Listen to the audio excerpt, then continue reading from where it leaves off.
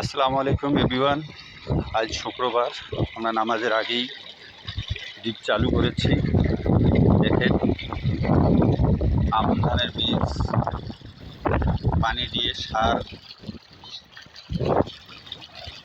এবং করা ঔষধ দিতে হবে, যা দিয়ে এই বিছুন বাড়ির অর্থাৎ বিছুন ক্ষেতের ঘাস শেষ হবে এবং বিছুন ভালো হবে। এটাকে রংপুরের ভাষায় বলা হয় বিছন, অর্থাৎ এই বীজটাকে রংপুরের ভাষায় বিছুন বলা হয়। বিভিন্ন এলাকায় বিভিন্ন ভাষায় বলে, কেউ বলে চারা।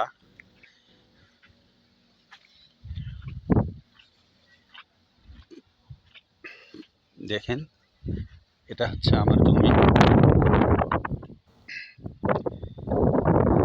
এখানে দুই ধরনের বীজ ফেলানো হয়েছে, সেটা হচ্ছে যে চিকন ধান একদম লাস্টে, আর এগুলো হচ্ছে যে গুটি স্বর্ণা।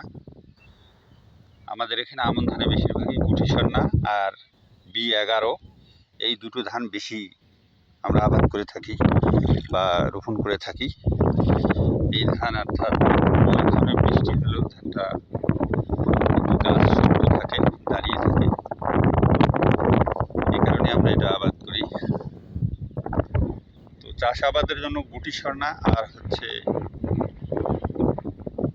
আর একটা ধান আছে রংপুর অঞ্চলে, সেটা হচ্ছে বসি ধান। ওটাকে বলে বসি, একদম ছোট ছোট গোল হয়।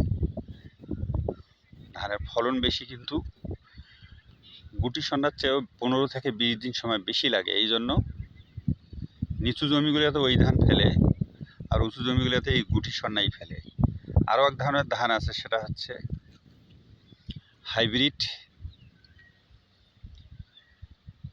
ব্রাক 1, ব্রাক 2।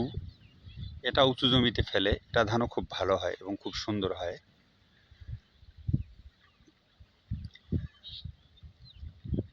তো দর্শক, সবাই দোয়া করবেন যাতে বীজ ভালোভাবে সবল এবং লম্বা করতে পারি। আল্লাহ পাকের রহমতে যাতে জমিতে আবার রোপণ করতে পারি, সেখান থেকে ফসল হলেই আমরা কেবল ভোগ করতে পারবো, জীবন জীবিকা করতে পারবো। তা আপনাদের প্রতি দোয়া রইল, সবাই ভালো থাকবেন। আল্লাহ হাফেজ।